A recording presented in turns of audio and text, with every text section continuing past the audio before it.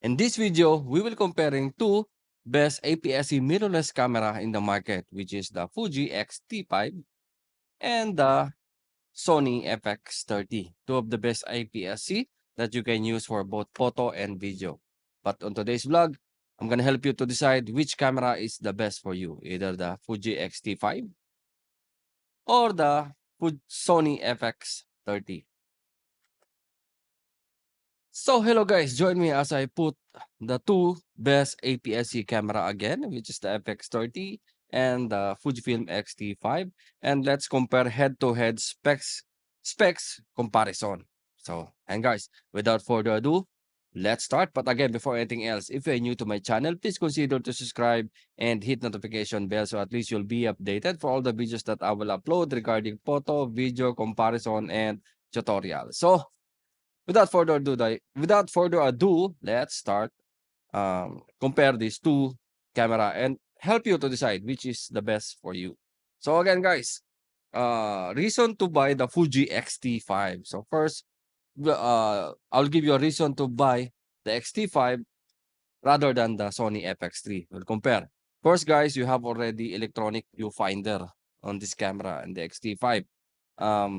The sensor, you have more bigger sensor resolution, which is 40 megapixel compared for 26 megapixel of the Sony Sony FX30. Sorry.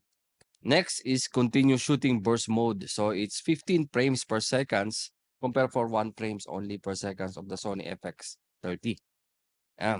Weight, of course, this is more lighter, which is 557 grams compared for 646 grams of the Sony FX30. Focus bracketing, you have already focus bracketing for the Fuji XT5 and the vehicle tracking, which is already in the Fujifilm XT5. So, yan guys. Again, reason to purchase the FX30 rather than the XT5. So again, guys, first you have already gyroscopic stabilization with the Sony FX30, which is you can edit while editing. So, ayan. Lens breathing correction, you have native ISO, which is 32,000 compared for 12,800 of the Fuji XT5. You have a number 40 focusing point, which is 759 over 425 focusing point of Fuji XT5. You have already full size HDMI of the FX30. Compare for, I think this is mini or micro. I think it's micro from XT5.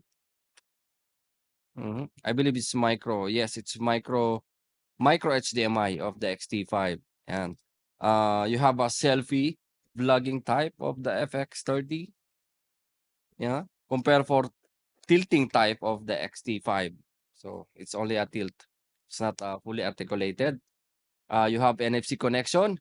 Of course, you have also the CF Express type A. You have already CF Express type A memory card on the FX30, while I think UHS2 SD card only for the XT5. Then you have CX again, and yeah, again CF Express type A. So, but again, don't worry, guys, because these two cameras share some similarity. They both have similarity. Again, the video recording, you have unlimited video recording. You have wireless wireless and Bluetooth connection. Censorship image stabilization. They are both touchscreen, face detection, focus, microphone and headphone port. Weather sealed camera. Both camera is a weather sealed camera. Time-lapse recording, AI bracketing, storage. You have two storage UHS2 support, both the UHS2 support, and you have two storage. One is for CF Express, an SD card, and the Fuji XT5 is SD card UHS2. And they both have a smartphone remote, webcam function, anti-flicker, and eye tracking focus. Both this camera, there's no pop-up flash on both this camera. So on both camera. So and guys, this is the similarity and the difference between the FX30 and the Fujifilm XT5.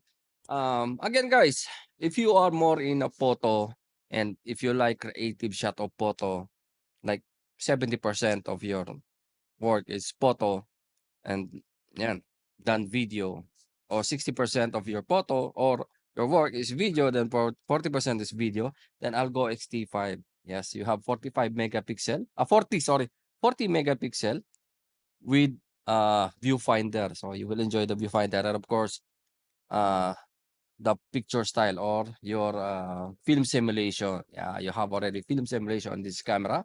So it's if you like a retro design, retro look of photos, and even for you can use for video. But yeah, again, I will go with XT5 if I can. If my more of my work is 60% photo, then 40% is video, then I will go with the XT5. Also, the XT5 can shoot 6K, so the 6K of this camera is also very nice. And yeah, but again, yeah, if you are more in photo, I will go with XT5. But if you are more a cinematic line, like FX3 design, but this is not Netflix approved, the FX30, I will go with the FX30 for a video. First, you have a gyroscopic stabilization on this camera. You have already full size HDMI and the CF Express Type A memory card for your higher bitrate recording for your 6K. So, yan guys. And 4K. If my work is more in 60% video, then or 70% video and 30% photo, I will go with the Sony FX30. If you are more in video cinematic type, because you can have a top handle on this camera and put some rig, then this is a very nice camera for video. And also you can use for photo. You have 20 megapixel on this camera. So guys, I think that's it for today's vlog. Again, this is the comparison between these two best IPS-C mirrorless camera in 2024. So ayan guys, I give you some tips and idea which one you will prefer or you will buy, either the Fuji X-T5 or the FX30 from Sony. So yan guys, I think that's it for today. If you want to check the price and availability of these two best APS-C camera in the market, you can visit our website www.abworld.com. Yon, hanggang dito na lang guys. Thank you and mabuhay.